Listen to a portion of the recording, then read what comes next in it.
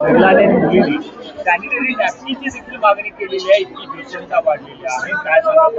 हे बघा, जेव्हा मराठवाड्यामध्ये आणि त्या परिसरातल्या काही जिल्ह्यांमध्ये महापुरासारखी परिस्थिती निर्माण झाली, मंत्रिमंडळाची बैठक त्या दिवशी होती आणि तात्काळ त्याच बैठकीमध्ये माननीय मुख्यमंत्री महोदयांनी, दोन्ही उपमुख्यमंत्री महोदयांनी आम्हाला सगळ्या मंत्र्यांना सांगितलं की एका एका जिल्ह्यामध्ये तुम्ही जावा.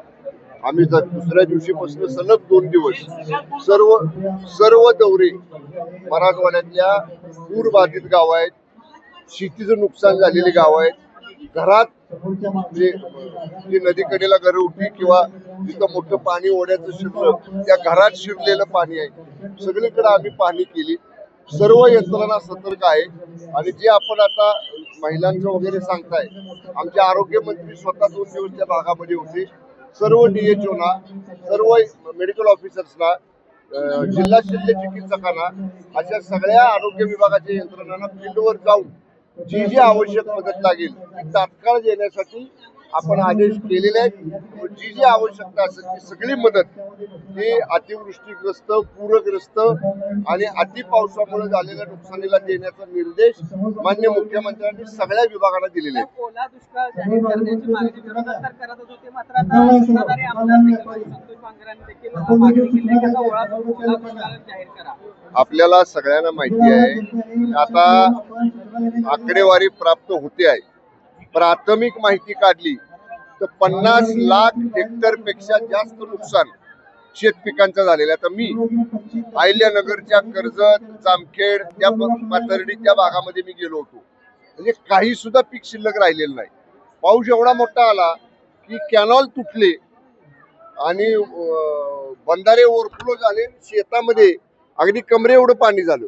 त्यामुळं अशी परिस्थिती आहे. सगळ्या महसूल यंत्रणेला, कृषी यंत्रणेला आपण प्रॅक्टिकल पंचनामे करायची सूचना दिल्यात. जिथं पंचनामे करायला जाता येत नाही तिथं ड्रोन पंचनामे करायला सांगितलेत.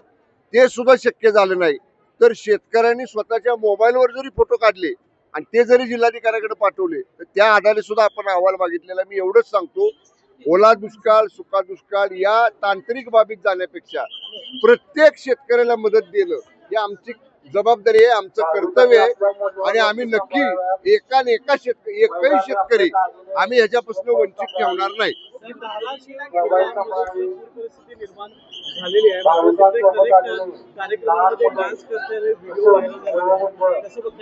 नाही, मला माहित नाही.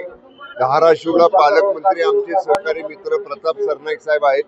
कारण मी काल रात्री उशिरा आलो, त्यामुळे मला दौऱ्यावरनं मला काय कुठलं वाहिन्यांवर काय पाहता आलं नाही. सकाळी लवकर मी, आपल्याला सगळ्यांना माहिती आहे, गेली 20-25 वर्ष मी नवरात्रात महालक्ष्मी अंबाबाईच्या अभिषेकाला दर्शनाला येत असतो.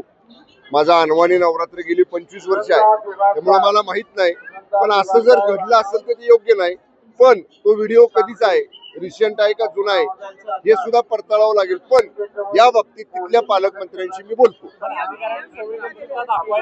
100% पाहिजे, 100% दाखवली पाहिजे.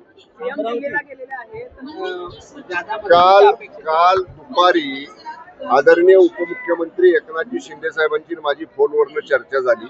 मी जेव्हा माझा पूरग्रस्त भागाचा दौरा करून आलो तेव्हा आदरणीय साहेबांनी, मी जेव्हा शिंदे साहेबांना फोनवरनं माहिती दिली सगळी, तेव्हा साहेबांनी मला सांगितले की माननीय अमित शाह साहेब 5 वाजता मुंबईमध्ये येत आहेत आणि मुख्यमंत्री महोदयांना आम्ही त्यांना भेटतोय आणि नक्की प्राथमिक त्यांच्याकडे मागणी आपण करू.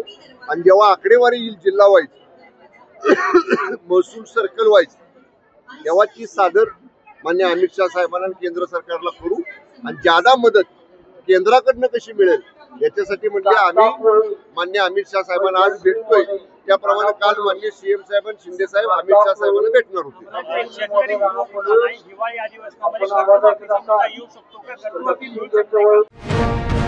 अशाच ताज्या अपडेटसाठी महासत्ता न्यूजला सबस्क्राईब करा.